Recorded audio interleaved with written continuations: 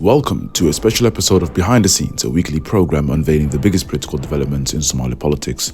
I'm Sultan Mohammed, your host and producer here on HORUFADHI Media alongside HORUFADHI. On this week's program, what role have oil companies exploring the Nugaal Valley played in the decade-long conflict in the Sool region?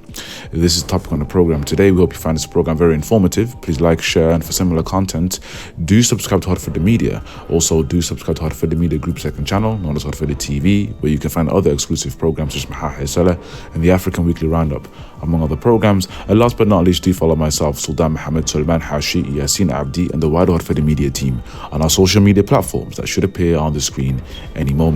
Let's get straight into it. The conflict in Las Anod and Sool has been consistently intensifying, with forces from the separatist Somaliland regime in Hargeisa continuing to bombard the city, while local leaders led by the self-appointed 33-member council continue to resist all kinds of military incursions.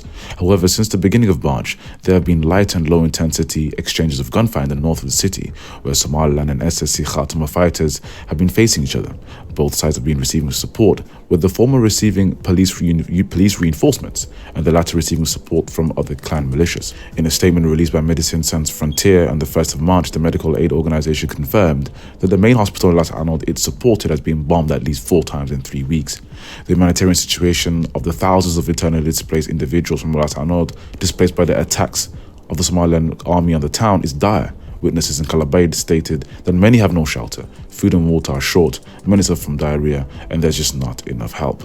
By some estimates, the ongoing conflict has resulted in at least 150 people being killed, approximately 600 wounded, and 185,000 people being displaced from the Dulbahante population alone, according to UN figures. The fighting in Las Anod has drawn widespread international condemnation and raised fears that the conflict may escalate into a regional war. Currently, both the United States and Ethiopia are playing a significant role to end the conflict. Indeed, both countries' financial as well as political interests are at stake within Somaliland, more specifically the Berbera port. Continued violence and instability in the region would be detrimental for Ethiopia, for instance, with the current Berbera corridor deal with Hargeisa and the military base that the US continues to eye in the north of Somalia, which could be in jeopardy if Somaliland continues to face military and political insecurity. Now, reports from Puntland state capital Garowe indicate that grads from the 33-member council of the SSC Khartoum leadership and an Ethiopian delegation from Addis Ababa are having talks to find a solution to the impasse in the town. And the start of this conflict stems from the most recent assassination of Abdel Fattah Abdullahi Abdi Hadrawi, a popular young politician in Somaliland's opposition party who was killed by a gunman as he left a masjid in the city in December 2022. However, this killing was not an isolated one, but the latest in a string of unsolved assassinations in Las Anod that are linked to decades of simmering tensions. There have been reports of over 100 assassinations in the town of Las Anod since 2009, according to local statistics, with many of the murders remaining unaccounted for. Many of those killed in these assassinations tend to be civil leaders, politicians, and traditional elders. Indeed, the conflict in Las Anod and Sool is one of multiple layers, beyond the simple black and white narrative being pushed by the Somaliland leader, Musa Bihi. One cannot deny that the conflict has political undertones. For instance, the people of Sool never wholeheartedly supported the concept of secessionism from the Somali Republic when Somaliland formed in the 1990s. Number 2, the mismanagement and disproportionate misrepresentation of the Dulbahante and the Warsangeli clans in the Somaliland regional administration has left many out of touch with the Hargeisa administration. And number 3, the continued killings that remain unaccounted for means that many in the region feel that Hargeisa is intentionally suppressing the local population. However, not many have discussed the economic and business interests that continue to be the true underlying conflict that has been the crux of this current conflict between the SSC Khartoum and Somaliland, as well as the conflict between Somaliland and Puntland in the region way back in the mid-2000s.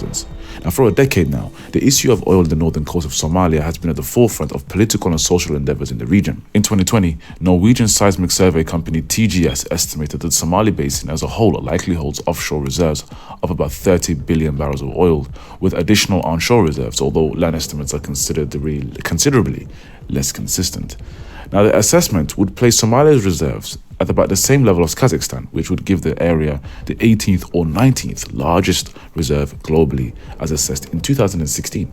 Now, it was in 2013 when the Somali federal government, under the presidency of Hassan Sheikh Mohamud, released a statement in which it accused Norwegian oil company DNO and other small explorers of destabilizing Somalia, warning it made large complaints against these firms at the UN Security Council. A 2014 UN report expressed concern that the hydrocarbon exploration in the Nugaal Valley risked fueling conflict which stretches from eastern Somaliland, including Sool, all the way to Nugaal in Puntland. Now, since the discovery of potential oil in the region, Somaliland and Puntland have been competing to obtain lucrative deals that could potentially be signed with numerous oil companies. You see, DNO has been prospecting for oil in Somaliland during this period of 2013 and beyond. Somaliland considers itself a breakaway region of Somalia and behaves in such a manner. In other words, the deals being signed by DNO, for instance, and other oil explorers during this period would not be under any federal Somali law or in line with the Somali laws on the adequate distribution of natural resources and revenue amongst federal member states. Essentially, the deals would be void under Somali law, and the law, which is acknowledged by international law and community as the governing system within the territory of Somalia, which includes the northern Somali region of Somaliland, something such oil companies are fully aware of, but simply utilizing the division in Somalia to their financial advantage. Now, the Somali Ministry of Petroleum singled out DNO in a statement at the time, saying that the company was, and I quote, planning to introduce armed militiamen in areas already in conflict and thereby stalking old feuds, which resulted in internal displacement and harming the innocent and most vulnerable people, end quote. And the ministry went on further, saying that the company signing overlapping oil deals or striking deals with regional governments were adding fire to the conflict. Now, the legal and constitutional discrepancies in respect of oil licensing within Somalia could fuel conflicts between the federal government and regional authorities and between regional authorities themselves. What this does is exacerbate political tensions in Somalia, and it will also create constitutional legal crisis as deals are being signed and implemented without any legal underpinnings. Indeed, the Somali government is yet to strike a deal that satisfies all federal member states on the allocation of revenue from natural resources in the region. Most recently, the federal member state of Puntland rejected the oil deal signed by Villa Somalia and the presidency with the oil company, US oil company, Coastline Exploration Limited. In fact, Puntland also rejected the federal petroleum law and the production of sharing agreements. Now, furthermore, the pre-1991 Somali government led by General Siad Barre signed multiple deals with giant oil companies including BP and Chevron, which are still legally binding. In 2013, the Somali government met with representatives of these companies on how to fast-track their return and the full implementation of this contract. The concept of force majeure would come into play as unforeseeable circumstances that prevented the fulfillment of the contracts caused by the Somali civil war led to these companies not being able to obtain and complete these contracts. In fact, a number of oil companies have been paying the Somali government since the mid-2010s up until the most recent Farmaajo administration. Consequently, the legality of these contracts being signed by new oil companies, including DNO, despite the clear illegality of these deals, indicates more sinister intentions in Somaliland. And the UN monitors or the UN monitoring group warned Western commercial oil companies in particular areas of Somalia, and discrepancies over which authorities can issue licenses to companies could spark further conflict in the African nation. Now, let's return to an interesting point being raised by the Somali government in 2013 about the planning to introduce armed militiamen in the region. Now, while the government did not elaborate on this accusation, HORUFADHI media obtained documents that showcase exactly what oil companies have been engaging in the east of the breakaway Somaliland region, including Sool, which increased instability in the region where there has been reports of discovery of oil. Currently, a number of oil companies are being operated in Somaliland, notably British oil company Nugaal Energy. However, many raised security concerns. As a result, the government of Somaliland commissioned a study into the viability of what they called an oil protection unit, which would serve as a defensive force to protect oil industry operations from threats.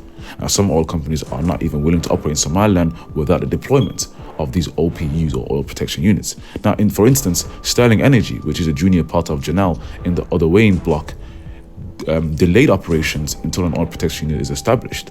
This was in 2014. Now, and I'm reading a quote here. It says, operations in Somaliland have been delayed while the government of Somaliland establishes a trained and equipped oilfield protection unit that can provide the level of security required by operators so that the future seismic and drilling operations can be conducted safely. And this was said by Sterling Energy Chairman Alistair Beardsell, as quoted on the Somaliland Sun on July 19, 2014. Now, a risk company, a London-based risk assessment company, was contracted by the government of Somaliland to design a blueprint for the creation of an oil protection unit for the protection of all international oil companies operating in the Somaliland region. Now, the Assay Risk Blueprint recommended that the oil protection unit be legally constituted, and in consultation with the Somaliland government, proposed an oil protection unit force be composed of initially 420 personnel fully drawn from existing police and army units of the Somaliland region, and eventually scaled up to 580. Now, the oil protection unit would include 6 mobile support units of 36 personnel per mobile unit, responsible for accompanying and protecting all industry personnel in the field. Depending on the demand for services, the size of the oil protection unit can be scaled down, with units being reassigned back to the army or the police following the completion of seismic work by oil companies.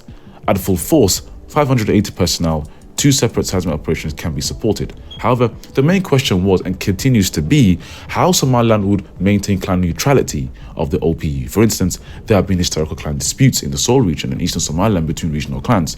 The deployment of the OPU, or an oil protection unit, could possibly be composed of one clan, for instance. It could be Bachanda Isaac, for instance. This would increase the satisfaction and a sense of oppression of the native clans of Sool, because how can we determine threats? For instance, the oil protection units are mandated to deter threats through its armed presence and to defend against attacks with proportionate and regulated force as a last resort. Now, the question is, how do we define what a threat would be, and how would we define proportionate and regulated force as a response against such attacks?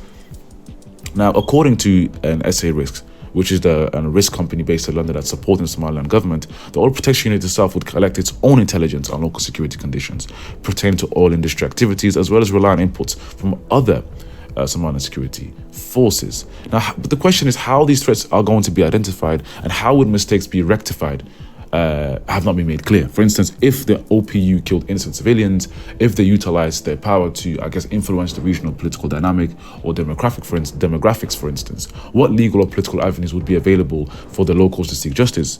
If there is none, locals will be forced to resort to clan laws to enforce justice, and that's what we're seeing right now. What we're clear right now, for instance, in Sool, for instance, at the moment is the people in the region were fed up and had no legal or political avenue to seek remedies for the murders and assassinations that have been ongoing in the region. What happened? Well, what happened is the traditional elders met in Las Arnold and created a 33-member council to govern the region, and that is as a direct result of some of these issues that I'm talking about here. So how would the OPU be funded? So SA Risk Plan proposed that the oil protection unit be government-owned but commercially operated, whereby the OPU would be government-owned entity whose services would be available commercially to private oil companies who would pay for services rendered. In other words, all companies could hire these soldiers to conduct whatever business they please, meaning anything considered a hindrance to the financial interests of these oil companies would be a target, both anything political or anything economic. To make matters worse, local clans have remained opposed to the allocation of oil licenses by the Gaza government due to it being considered unfair, meaning many are opposed to the actual presence of oil exploration companies in the region. This means that there could be a direct conflict between Western oil companies, mainly British and Norwegian, exploring the region, and locals resistant the implementation of oil agreements they consider void or they consider illegal. The slow reaction from the respective governments mentioned above on the conflict in Las Arnold demonstrates just that.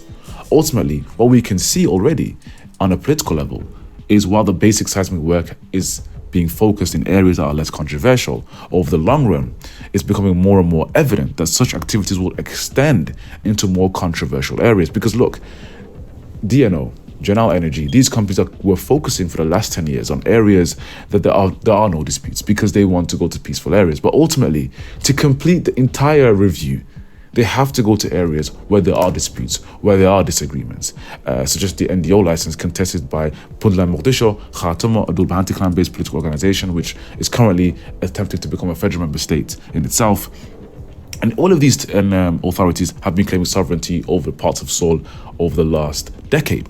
Now, the increasing violence in the region demonstrates just that. Now, since 2009, there have been reports, obviously, as I've mentioned, of hundreds of assassinations. Now, we can just take a look at high-profile assassinations that have taken place since 2020 alone. So let's take a look at the list. In March 2020, the head of courts in Sool, Hassan Sheikh, was killed when a bomb was attached to his vehicle. Within the same month, the head of intelligence in Sool was killed while he traveled home. In July 2021, the head of Sool Electoral Commission, Abdullahi Labagotle, was killed as he entered his home. The following month, local MP and chairman of Wadani Party in Sool, Abdul Razak Ahmed Ilmi, was killed as he entered his home in Las Anod. In March 2022, another local MP, Zakari Garbayar, survived an assassination attempt, sustaining injuries. Within the same month, the chair of the Sool Contractual Committee, Mohammed Abdullahi Farah, was killed by unidentified gunmen in the center of Las Anod. Again, an interesting assassination because this is to do with Sool Contractual Committee. In May 2022, former mayor of Las Anod, Abdulaziz Hussein, narrowly escaped an attempt on his life. Only a few weeks later, former local MP and chairman of the U'id Party, an opposition party in Sool, Mohammed Aflahar, was killed as he entered his home. The most recent, as I've mentioned above, in December 2022, an official in the Sool Wadani part of Fattah Abdullah Hadarawi was murdered in the city, which ultimately sparked the unrest. And we can even look at, this is from 2009 to 2023. We can even look at 2010 alone, for instance. We've got a list here. We've got Farah Abdi. Suhufi was killed as he was a member of the last administration. That killing's unsolved. 26 June 2010, Chief Hussein Dalqaf was killed. That remains unsolved.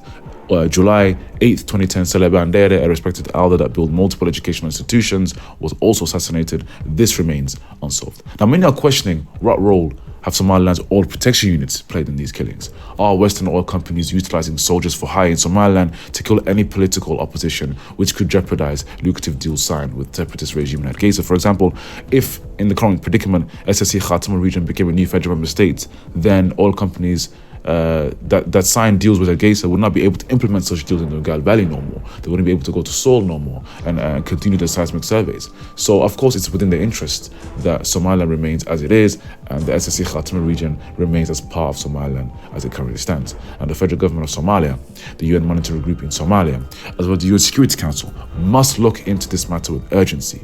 Otherwise, the conflict in northern Somalia and Somaliland will only continue to intensify.